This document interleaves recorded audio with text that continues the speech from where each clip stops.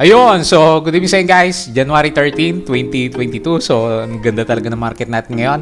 So pangatlong araw or pang-apat na araw na diretsyong umakyat po yung ating index naman. So ang ganda ng galaw niya. So nag-gain ulit tayo 1.28% at yung galaw po na yan is meron po siyang kasama na net foreign buying na naman. So meron tayong 659.73 na net foreign buying sa kanya. So very good. Nag-close po tayo is yan, above 7,307.75. So mukhang optimistic pati yung mga investors po natin doon sa mga naglabasan ng prediction po ng ating GDP na pwedeng umabot ng more than 6% for this year. Kaya po, very bullish po yung ating mga investors naman. Ayan. So, wag sana tayo mauntog sa last day of trading po natin bukas. So, ayan. So, ito po yung mga trendings natin sa ngayon. So, finally, very, very good po yung galaw nitong si dito natin. So, breakout na breakout sa kanyang downtrend na directions naman. So, congrats. At yung mga mag-a-avail po ng kanyang stock rights offering is until January 18 naman siya. So ngayon, ang babantayan natin dyan, yung mga galaw ng price action natin bago dumating yung mga shares naman natin. So, and then next natin si SPNEC. So, medyo magandang galaw niya pero nag-profit taking. ACN, ayan. So, finally, nagkaroon na po siya ng bounce sa kanyang oversold conditions. Si ALD po natin, nabanggit na lang nito. Maganda rin yung galaw niya. Ayan. So, majority po pala ng mga stocks natin ngayon, halos verde po lahat. Ayan. So, kaya nga, maganda yung vibes natin after ng trading natin. Tapos, starting January 14 yata yon until katapusan po natin is yung trading days time pala natin, half day na lang ulit. So, babalik po tayo doon sa 9 a.m., 9:20 hanggang 1 p.m. naman. Okay, so baka magulat kayo, baka shorten kasi yung trading natin. Tapos si FNI, so representative pa rin to ng mga mining sectors natin. Si Monde, so alam mo na yung reason bakit siya sinasama dito sa mga trending is yung possibility na maging blue chips ngayong February na rebalancing po ng ating index naman. Okay, so kung baka lang guys dito sa ating trading channel, so please don't forget to read yung ating pinaka-disclaimer. Sabing natin madalas ang ginagawa po natin is for educational purposes lamang. So wag mong gagamitin to as a reason para mag-buy, sell, or hold po ng mga stocks kasi meron nga pong involved na risk. So kanya-kanya na lang po tayo ng study and then saka ka mag-decide kung ano yung gusto mo na stocks na bilhin naman. Okay? And then, sa mga bago po dito sa ating YouTube channel, so please don't forget to subscribe. Or guys, kung gusto mo po ng guide dito sa ating PSE Market, kung medyo nahirapan ka sa kanya, meron po tayong membership dito. So, mag-join ka lang dyan and then message mo lang po ako para masama kita sa ating trading committee. Or kung nakasubscribe ka naman, please don't forget to like din yung mga videos po natin.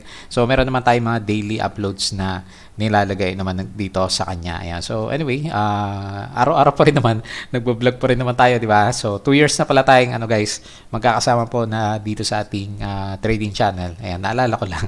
Ayan, company reviews, okay po siya. So, check mo na lang yung mga nandyan.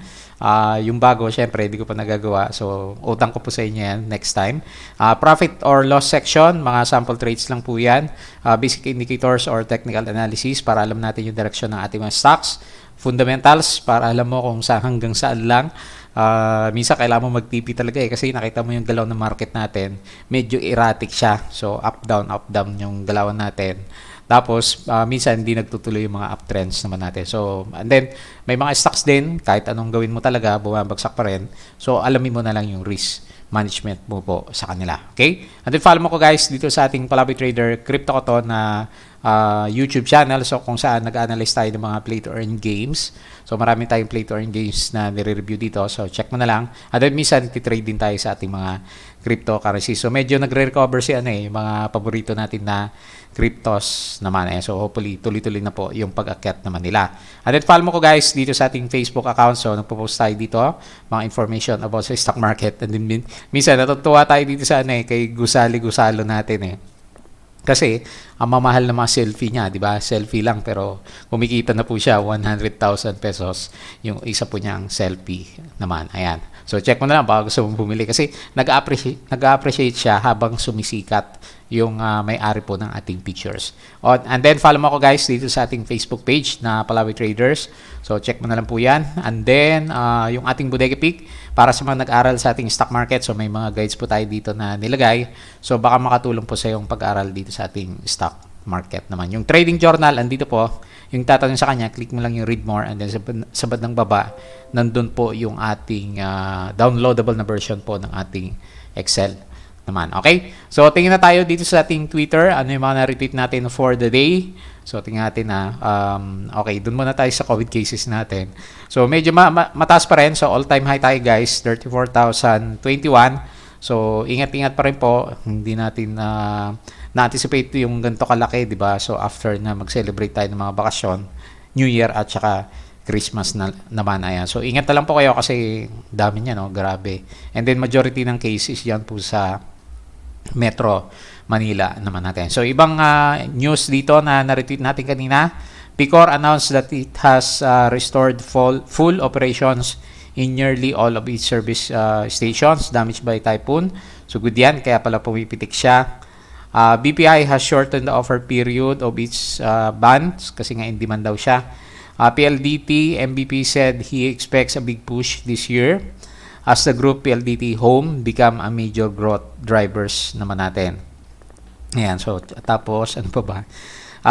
Ayan, so ito yung very good news na nakita natin, yung ating net foreign buying. So pangalawang araw na to guys, meron siyang 659.73 million na net foreign buying, which is very good po siya. Ayan, so tapos ito yung advisory dito Trade Asia. Ayan, so akala ko meron siyang announcement about sa PSE market.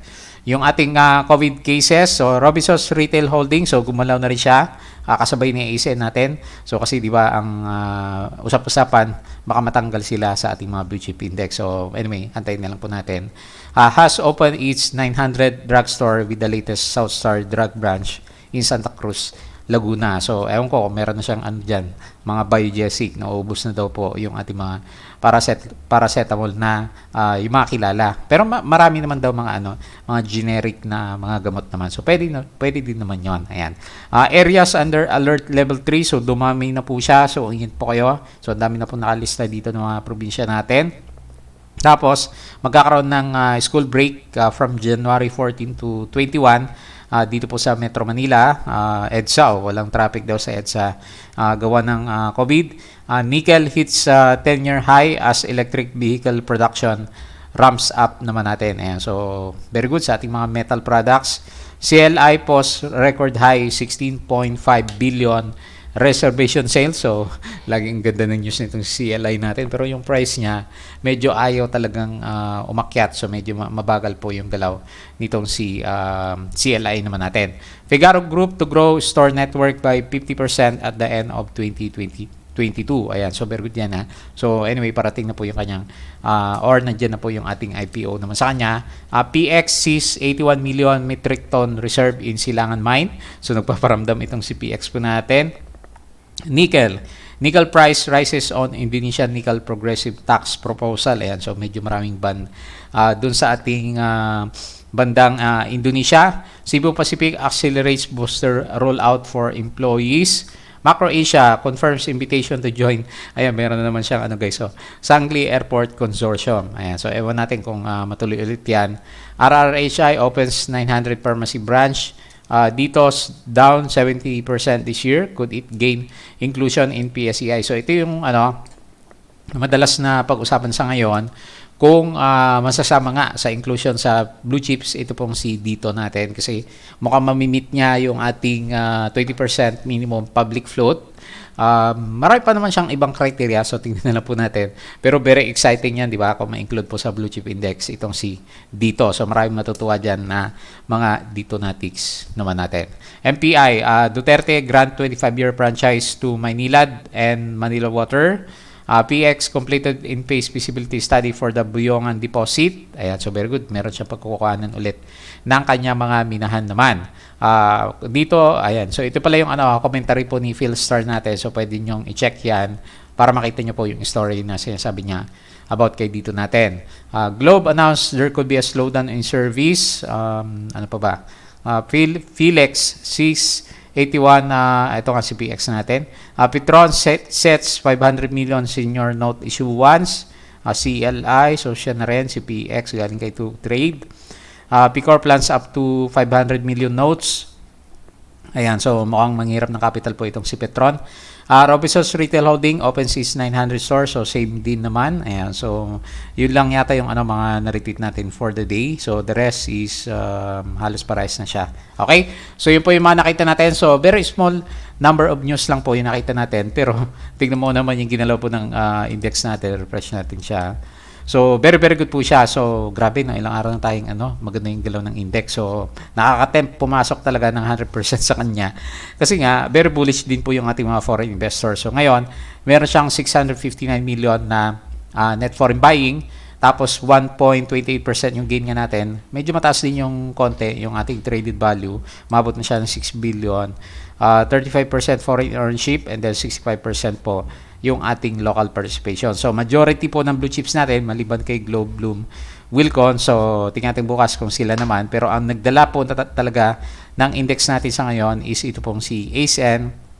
Ang laki ng gain niya, 5.78%. So, congrats sa mga naka-bottom pick kasi akala mo babagsak ka siya eh. So, okay siya nung third day o second day natin. Tapos nag-drop. Tapos ngayon, nag-up na naman itong si ASN. Tapos si ICT, okay din yung galaw. Meg, ayan, bumawi din pala. Jollibee, ayan. So, tama-tama yung bili natin kay Jollibee. GGS, ganda ng galaw ni GGS natin ha. So, pa-recover na siya. Robinsons Retail Holdings is 2.81. So, yung mga drop natin last time, drop out, sila naman yung mga nauna dito sa ating index naman. Okay? So, tingin po tayo sa ating charting. Ayan. So, biglang bullish po yung perspective ng ating market kasi nandito na siya or halos pa breakout na dito sa ating 7,300 level na nilalagay natin na resistance. So, parang butas pa nga. Kasi yung closing po natin is 7,307. So, nawala yung pagka-bearish natin sa kanya. So, good. Very good po yung ating market. So, siguro ito yung bagong direction ng kanyang index. Yung nakita nyo na guhit natin. So, palakayan ko lang. So, nagbukang bullish tuloy siya. Tapos, meron siyang breakout. And then, meron tuloy tayong anticipation na baka mag-breakout tayo doon sa ating previous high na 7,400 levels naman. So, pero ko dyan. Kasi pag nag-breakout yan, guys, ang next resistance natin, balik na tayo sa 7,800 or 8,000 level naman. Pero, yun nga, medyo malapit na rin naman siya. So, wag lang magkaroon ng complications na negative news yung ating mga cases po ng ating COVID naman. Pero maraming nagsasabi guys, may mga nababasa tayo ng mga articles dito. Halimbawa to si Yahoo natin. Omicron is much weaker coronavirus variant than Delta. New study says and then but some still urge caution. So yun nga yung madalas nating marinig ng mga balita ngayon. Although sinasabi naman, wag tayo maging masyadong complacent dito sa mga news na to na lumalabas sa kanya. Pero mukhang magandang catalyst yun para patuloy po na umakyat naman yung ating index. So, kita mo naman, kahit yung mga foreigners po natin na naglabasan is napabalik din po sila dito sa ating PSE market, which is good. Nakita mo naman, halos mag-recover ulit yung ating mga hawak na stocks naman na yan. So, congratulations po, especially yung mga malalakas, ang SIPA, kagaya ni dito, CME Holdings naman natin. Okay? So, tingin tayo dito sa ating world market. So, very good po siya. So, green po lahat ng nakikita natin ngayon. Kahapon is green sila. Pero, ba't kaya dito sa bandang Europe natin mapula? Pero dito sa bandang Asia, guys, majority po sa kanila is green po yung makita mo. Ayan. So, sumabay din po yung sentiment ng ating markets naman. So, anyway, parang okay naman siya. Walang masyadong pinag-usapan na maliban sa virus, syempre, na global issues naman sa kanya. Tapos yung ating cryptocurrencies, so very good. Nagre-recover na po siya. So nag-below 40 yata pa to o 40,000 nung isang araw. So ngayon nasa 43,000 level na siya. And then makita mo, maganda yung galawan po nila. Ayan. So especially paborito natin dito si BNB kasi ginagamit po natin yan sa ating mga play to earn games naman. So tumataas po yung ating mga values ng ating crypto. Ayan, si Dodge 10%. Tapos si Shiba natin, nasa 10% din yung ginalaw po ng kanyang price action naman. Okay? So, yun po yung mga nakita natin. And then, balik tayo dito sa ating index. So, yun lang naman wala tayong ibang news na pag-usapan. And then, kung may mga gagawin na restrictions dahil nga po sa pagdami ng ating pinaka-COVID cases naman. Okay? So, tingin tayo dito sa ating mga trending stock. So, balik ako dito sa ating chart. pag-usapan pa natin si dito. Ayan. So, very good. Congrats po dun sa mga may hawak sa kanya. So, ayun, very very attractive na po yung ating stock rights offering. So, talagang last minute last minute ginawa yung buying eh. So, hindi kagaya ni Sir Tech yung nangyari sa kanya last time. Binuhusan naman siya bago yung end date ng ating stock rights offering. So, ngayon si dito until January 18 ang alam ko pwede pang bumili ng kanyang stock rights offering. So, very very attractive na po yan as of this time. Kasi nga 14 point lang siya, 'di ba? 14.88. Tapos sa current price niya, kung mag-stay siya diyan. So depende naman. Kasi magko-correct din 'to eh pagdating na po ng kanyang mga shares. So 22% yung upside na ng mga nakabili ng ating stock rights offering. Pero syempre, hindi pa naman nila mabebenta 'yan later on until ma-receive po nila yung ating mga shares. So siguro ang tignan natin guys bago tayo pumunta sa kanyang pinaka-technical is yung nangyari bago yung stock rights offering natin kay ACEN last time. So punta muna ako dito kay ACEN. Itong nangyari na sunod-sunod na drop sa kanya bago magkaroon ng bago matapos yung ating stock rights offer sa kanya. So nagkaroon siya ng malakas na drop to correct yung malakas na uptick ng ating prices. Kasi ang nangyayari sa kanya, siguro most likely, o kasama na rin yung sentiment ng pagiging potential candidate po sa PSEI nitong si dito natin. Ewan ko lang kung pipiliin po siya. So, depende na po yan sa ating mga reviewers. Pero kung i-exclude mo yung usapan about dun sa ating PSEI index, so natural na reaction na to ng market kapag medyo maganda yung price, yung current price natin as compared doon sa ating stock price offering. Kasi para maka-avail yung iba, kailangan bumili ng shares, di ba? So, ang mangyayari niyan, magkakaroon ng malakas na demand doon sa ating mga shares na existing sa ating market. Kaya po siya pumipitik naman. So, yun naman yung pagkakaintindi natin sa kanya. Okay? So, nasa current resistance level siya, pero kung mabasag niya yan, MA 100 na po yung ating titignan sa kanya, mga 6.6. So, ilang araw pa bago yung end ng offer date natin. So, January 18 yung alam po sa kanya. And then ngayon is January 13 pa lang naman. So, may potential pa na i-touch natin yung ating MA 100. Hopefully, hindi po na mag-take profit yung ating mga foreign investors. Kasi pag titignan mo, malakas yung guys, yung buying pressures po ng ating mga foreigners dito CME Holdings natin. So ngayon nag-gain po siya 11.36%. So very good. Ang laki niya na. So 20% na po yung gain niyo simula nang pumitik siya.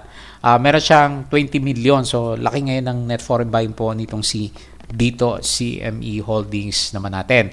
So call JP Morgan yung ating main buyer and then BDO at saka si call yung ating pinaka main seller naman sa kanya. Okay? So, ganyan lang muna. So, naabot na niya kasi yung resistance na 6 pesos. Halos nandiyan naman na siya. So, isang pitik na lang. So, ilalagay ko na lang dito sa 6.6 po yung ating next na resistance level naman sa kanya. Okay? So, next natin si SPNEC. So, okay naman siya ng umaga pero nagkaroon ng profit taking. So, lakas na rin kasi ng ginalaw nitong si SPNEC natin. So, hindi natin maano yung chart natin. So, ganda ng galaw po niya. So, after niya magkaroon ng breakout dito sa usapan natin na dito sa resistance area natin sa ating flag formation. So, gumalaw na po siya. Actually, medyo naka-breakout yung price action natin sa body ng ating candle. Kaya nga, naglilin tayo, meron pa rin konting bullishness na pwedeng mangyari dito kay SPNEC naman natin. So, siguro, yan na yung bagong kanyang trading channel. So, i-clone ko lang siya para makita mo siya. And then, lagay ko dito sa bandang taas po natin. Ayan, so, baguhin natin yung location. Ayaw niya kasi wala pa dito sa dulo eh. So, yan. Pwede mo maging guide. So, depende sa tinitingin mo sa kanya. Pero ako, ganyan yung pagkakaintindi ko dito sa price action ni SPNEC. Kung medyo bearish ka naman sa kanya, so, ibaba mo lang and then yan. Medyo malapit na siyang mauntog dito sa next na resistance level natin which is pwedeng mag-coincide dito sa tail ng candle natin nung last time na magkaroon siya ng high value naman. Okay? So, yun po yung mga nakita natin sa kanya. So, gaano kalaki yung ginalaw nitong si SPNEC. Wala pala, no? So, kasi nag-Dow G tayo. So, Abacus call yung main buyer and then call video ang yung ating main seller. And then, meron na rin siya, 10 million na net foreign buying naman kay SPNEC po natin. Okay? And then, next po natin si ACEN. So, ganda ng galaw ni ACEN. Congrats. So hopefully yan na po yung bottom natin kasi meron siyang tinatawag natin na morning star. Ayan. So meron siyang red star, meron siyang maliit na candle, and then meron siyang green bullish engulfing candle. Ayan. So hopefully matuloy yung rebound ni ASEAN natin kasi medyo lugmok na lugmok po yung price niya for the past few days. Although sabi nga natin nandito sa around 9 pesos naman yung kanyang pinaka fair value. So nag-rebound lang po itong si ASEAN in celebration po doon sa good sentiment po ng ating markets naman. So hindi pa siya clear sa kanyang danger sign kasi hindi natin alam yung magiging reaction ng market. Halimbawa, hindi siya mag-increase ng kanyang authorized capital stock. So kasi 15% lang siya and then yung requirement is 20%. Most likely matatanggal siya. So in the short term, kagaya ng sabi ko sa inyo kahapon, pwedeng magkaroon ng sell-off pa rin kay ASEAN natin pag matuloy yon kasi syempre magre-rebalance yun ng portfolio yung ating mga foreign investors. Pero later on, gaya ng sabi natin, gaya ng nangyari kay Emperador natin, potential pa rin naman na mag-rebound siya kasi nga maganda naman na as a company, as a whole, ito pong si ASEAN naman natin. So, di ba? Hanggang sa ngayon, renewable energy siya and then yun nga, ano pa rin naman siya, expand ng kanyang mga businesses. Ayan. So, ganyan lang muna. Isang downward trend direction na merong bounce sa kanyang technical support at 9 peso levels naman. So, hindi pa siya clear masyado. Hindi pa natin masabi kung yan ay reversal kasi yung trend direction natin is hindi pa rin naman maganda. So, tingin po tayo sa kanyang price action. Ayan. So, meron po siyang gain na 5.78%. So, laki niyan sa blue chip pa. So, kaya nga medyo umarangkada po tayo ng 1.28%. Binuhat niya po yung ating index naman. So, meron siyang gain or rather net foreign buying. So, naglabasan ulit sila. 64.3 million. CLSA FMS yung main buyer and then Salisbury CLSA yung ating pinaka main seller naman sa kanya. Okay? So, yun lang muna yung nakita natin kay ASEAN. So, meron siyang trend direction na downward. And then si Aldi po natin, so maganda rin yung galaw niya, di ba? So breakout na ba? Kagaya ni si dito pala breakout doon sa sa MA20, balikan natin. Hindi ko yata nabanggit. So yung nakita ko kasi yung resistance kaagad eh. Ayan. So meron siyang breakout dito. So ngayon itong si Aldi natin, parang breakout din siya sa MA20. So tingnan mo medyo sumilip ulit yung price action natin. So, strong support na siguro talaga yung 0.57 or 0.58 and then hopefully, yan yung start po ng reversal ng direction nito si Aldi naman natin. Ayan. So, medyo mahina pa siya. Hindi natin masyadong matansya yung yung volume pero medyo malakas din siya kasi mas mataas siya sa mga normal na mga volume na pumapasok dito kay Aldi naman natin. Okay? So, tingin po tayo sa kanyang price action, so meron po siyang gain, laki din 7.02%. Ang gaganda ng galaw ng mga stocks talaga natin ngayon. Meron siyang net foreign buying na 3.4 million, APS call yung ating main buyer and then call Maybank yung ating pinaka main seller sa kanya. And then si FNI, hindi ko naman nakita na maganda yung galaw ni FNI. Pero nagtitrending siya, so most likely kasi meron din tayong optimism with regards po sa ating mga mining sector. So okay pa rin ako sa kanya, personal opinion. Meron siyang magandang volume and then parang naman naka-breakout na siya sa MA100 naman natin. Ayan, so depende na lang sa tumitingin pero good sign yan. Kahit na medyo undecided yung candle kasi nag-breakout siya dito sa ating MA100 naman. So, sundan niya lang isa pang green and then labas na siya doon sa kanyang downtrend or sideways na direction dito sa bandang baba naman. So, meron siyang dito. Kung dito ka naman titingin sa kanya, ayan. So, meron pa siyang sideways channel and then makaka-breakout siya dito sa 2.2. Very good sign niya na merong strong uptick itong si FNI. Pero yung personal assessment nga natin sa mga mining, maganda po kasi yung kanilang yung open pit mining na ginawa po sa atin. Makakatulong po 'yan sa kanilang mga businesses naman. Okay? So meron tayong gain 0.93%, net foreign selling negative 3 million. Video call yung ating main buyer and then si Timson at saka si SB Equities yung ating pinaka main seller naman sa kanya. And then lastly, ayan. So maraming nag-expect na maging blue chips itong si Monde, which is possible naman kasi malaki po yung kanyang public float. Tapos yan, makita mo sa kanyang price action, medyo nagkaroon na po siya ng breakout. So pwede mo maging support na to ngayon, mga 16.2 natin and then ganda niyan pag nag blue chip to, potential. Balik tayo sa 18 ulit kung maganda po yung review sa kanya, syempre papasukin po yan ng ating mga foreign investors naman. Okay? So Grabe yung mga swings ni Mondi natin. Meron siyang gain na 4.28%, 86 million net foreign. Ayan, nandiyan na po sila. Ayan, FMS, JP Morgan yung ating main seller, and then BPI Mandarin yung ating pinaka main seller naman sa kanya. So very good. Pati yung RSI is very classic. Maganda po yung direction. Meron siyang higher low formation, and then yung ating MACD is very good din po yung kanyang galaw naman. So baka sobrang optimistic naman tayo. Lagay natin dito sa next na resistance talaga, MA 100 or mga 17.6 peso levels naman. Okay? So, yun lang po yung nakita natin kay Monde. At balik tayo sa ating PSEI. So, last day of trading po natin. So, hopefully, hindi siya... Kasi, ang pwedeng mangyari niyan, kasi bullish yung candle magkaroon tayo ng inverted Dow G kasi profit taking. Very unusual din kasi na malalaki yung candle natin for the past 4 days ng trading natin. Kasi, laki na rin ang ginalaw niya So, sukatin natin. Tapos bullish pa rin tayo hanggang ngayon, di ba? So ayun halos 4% yung ginalaw ng index. So ang potential na mangyari sa kanya pag merong bad news, isang gap up bukas and then Dow G. So balik ulit tayo sa sideways. Pero pag wala pong most likely pag wala po sigurong negative news, breakout tayo sa 7,000 or stay tayo above 7,300 levels naman. Okay? So, yun lang po yung ating review. So, as usual, please don't forget to subscribe dito po sa ating Palawi Trader na YouTube channel. Yung crypto ko to, kung medyo interested ka sa mga play to earn games natin. Yung ating Facebook account, Facebook page, Bodega Peak, Twitter, yung Patreon guys sa mga nag-aral sa stock market kung gusto mo ng guide.